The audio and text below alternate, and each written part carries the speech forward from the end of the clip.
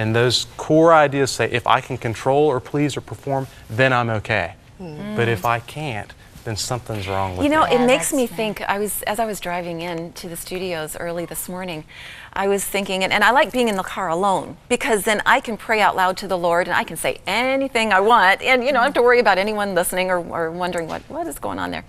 And really, it's a point that I have to specifically say, I have to hear my own voice, say out loud to the Lord, I give you control of my thoughts, of my actions, of my day.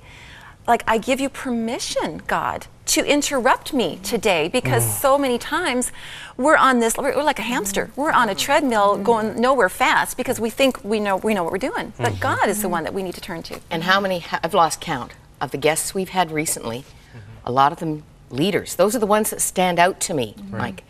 Leaders in Christian ministry, and God has allowed them to hit the wall. And those all three of those points have been part of what has kept them on the wheel, often in very public places. And Colin McCartney, I thought he was going to do a Tom Cruise on the couch a couple of weeks ago. He is so liberated and so free because he's surrendered all of that. And he's just living one day at a time, allowing Jesus to be the leader. And that's key, though, Moira, because in Dr. Mike's book, it talks a lot about you're choosing to change. That to you have to actually, and I think even before you said to start the book, you actually have to say, I'm going to choose to change, and I will commit to working at these things, doing my homework, doing my techniques, writing some things out. And I thought that was key, because you talk about the three about, you know, embrace your radical change, go all in, and then give God the power to change your life. And I was like, it was like that epiphany moment for me. At the end of the day, the only way we're going to embrace change, any kind of change, whether we want to de-stress or find a new job, anything, we've got to get to the point to where we recognize that there's a God that loves us and that cares for us, and we are the apple of his eye. And it's not just the Okanagan girls who know it. And if we can get there on a very core level and understand that this is not a Sunday school answer. I say that to people in counseling. They're like, that's Sunday school. Tell me about the real world. Well, listen, that's the real world. It's more real than you know. Than we'll ever imagine. And we've got nothing to prove. That's what I tell myself. I've got nothing to prove.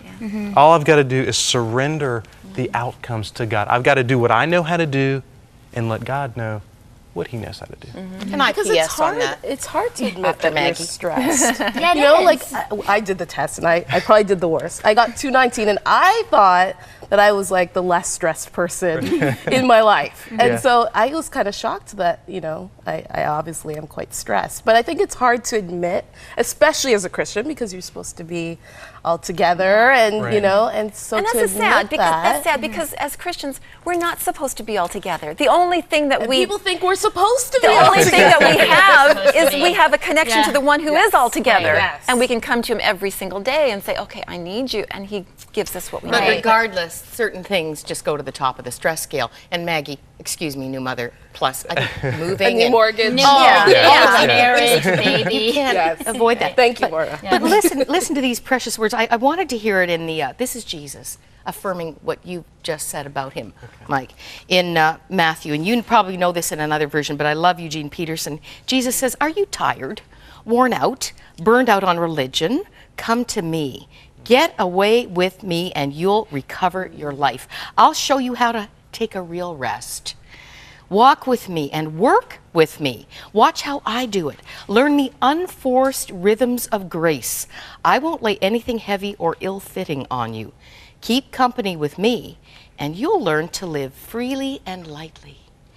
Yeah, and that's what you say. What an invitation. And that's what he says in his book. You talk about the less stress lifestyle and you go through those things. I think those are really key points in the book. At the end of the day, I keep wanting to bring it down to the core for folks. It's all about recognizing that we've got nothing to prove and that God ultimately wants us to be strong in our weakness. Because what you talked about, I think, is key for people. We don't want to admit what Christ said about us.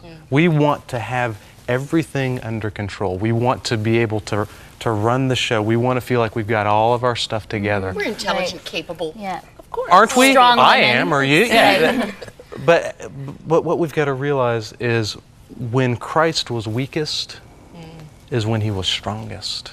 And when we're ready to recognize that in our weakness, we can become strong in him through the power of the Holy Spirit, that's when we're able to just rest and have peace. And I think that's good, because in that you also, but you do say, though, you have to choose to change, that there's things like diet and exercise that we need to be aware of, that we need to create margins, right, of space to relax. You know, because you can get that, but you also need some practical things to do. That's part of the surrender, though. That's part of the surrender to Christ, is to say, you know what, I'm going to say no here. I'm going to create some margin in my life. I'm not going to have everything in my life right up to the wire. When we read this book, we put margins in it. You know why? Because we don't like to read right up to the edge of the page. We prefer that space. We prefer margin in our finances. I mean, how many people like to look at their checkbook to say, okay, can I go to the grocery store or not? We prefer margin, and that's true in our schedule. We've got to have time, and to be able to say no to someone is one of the very things that God allows us to do, to say, okay, Mike, you've got nothing to prove, say no. The truly free man is one who can decline a dinner invitation for no reason at all, just because I can't. And Mike, towards the end of the book, you talk about a story with one of your sons, Camden. Now, you and Crystal, your wife, you have two sons, Camden and Garrett. And one little girl on the way. And August? Is it August? August, yeah, it's coming. August. Congratulations. Thank you, thank you. But you tell a story about Camden and about him on the diving board at the pool. Oh, this is Tell us that story. one of the coolest experiences I've had as a dad. Camden was learning how to swim, and we put him up on. I put him up on this little ledge in our neighbor's pool, and I said, "Come on, Camden, jump to Daddy. Come on, come to Daddy." And he looked at me. He had these little swimmies on.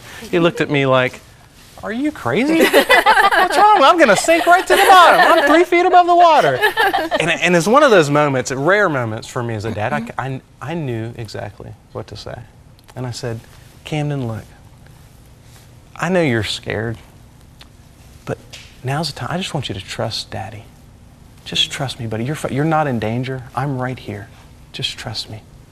And then he gave me one of the greatest gifts that a father can ever have.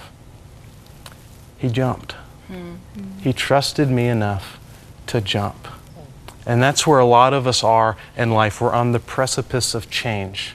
And we're down there, we're up there looking down saying, this is the scariest place I've ever been. I want to de-stress. I want to surrender the outcomes. I don't want to have to please everybody all the time. I'm tired of the performance trap. But for me, to jump is one of the scariest places. And God's saying, you're not in danger.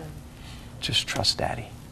You know what? I have a feeling there's people watching today who say, I want to do that. I know I need to. And what you're saying makes sense to me. I can see myself as that child needing to jump into somebody's safe arms.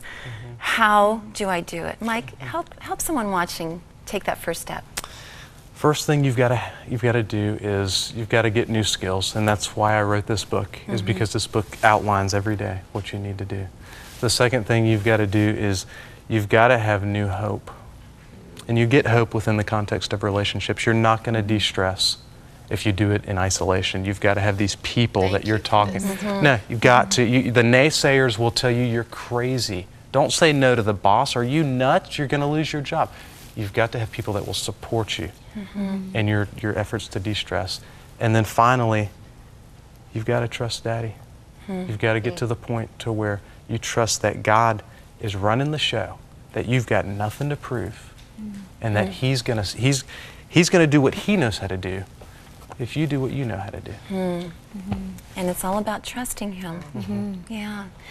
Well, I just want to echo what Mike just said, that trusting God can be the scariest thing you've ever considered, but you know what? It is the safest place you can ever be.